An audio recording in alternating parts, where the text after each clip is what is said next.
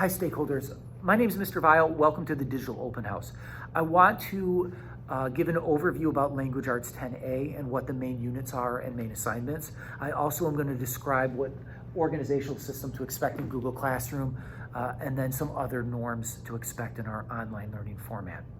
So there are three main units to Language Arts 10A.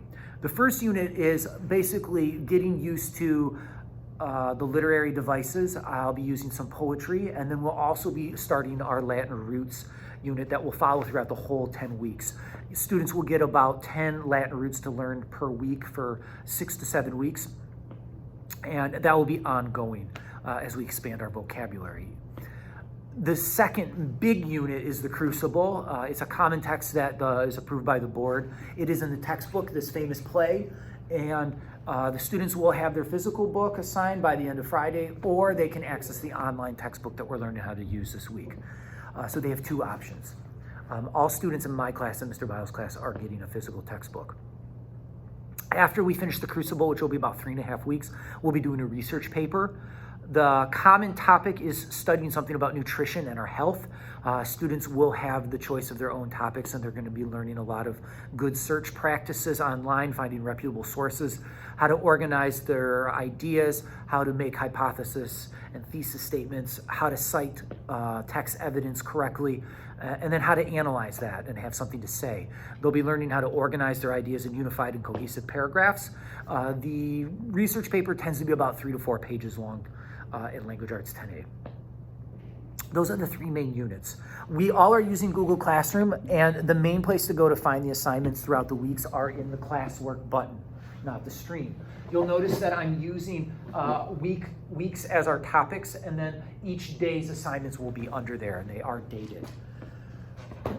Google Meets will be hosted for all on Wednesday, and students will have that hybrid system where Group A comes on Monday and Thursday, and Group B comes on Tuesday and Friday.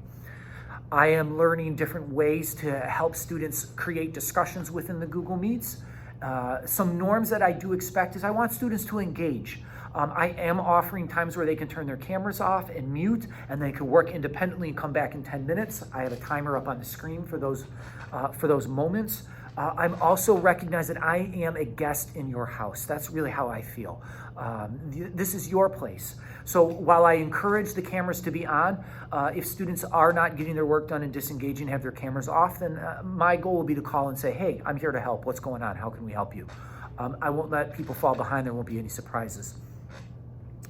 If students are feeling uncomfortable knowing that they are on the Google Meet camera, they should send me an email and we can work it out. Most so far this first day had their cameras on, and they seemed engaged, and they were really respectful in the chat, and I appreciate that.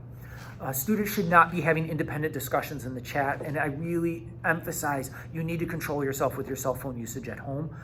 You should stay away from texting during our class time. For those in the class, let's take a look at what it looks like in Mr. Vile's room. My room is spread out pretty well.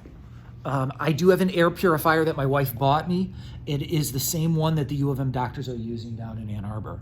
And it cleans the air 3 times in an hour here. So I feel really good about the air quality in here. And I'm hoping that is keeping us calm. Desks are pretty spread out here. I've got them about 3.5, almost 4 feet. That's as far as I can get it. I tried to get it 6. In some rooms, I only have about 4 or 5, 6 students total on a given day, so I can spread them out 6 feet apart. 2 classes, I have 12 or 15. I teach from 2 spots with a lot of slideshows, and then I take notes up on the board. These notes will be shared on Google Classroom in an organized way, so students will have access to them. My classroom library are all of my books that I have gotten through the 16 years of teaching. I will be able to check out books for independent reading if anybody's interested. It's not part of the curriculum right now with us being online for a lot of the semester. However, if you do want to check something out, then just give me a heads up because I got to sterilize it for a couple days before it gets back on the shelf. Thank you for joining me in the open house. I'm going to post a separate video about me if you want to know more about my teaching and my life. Thank you so much. Bye.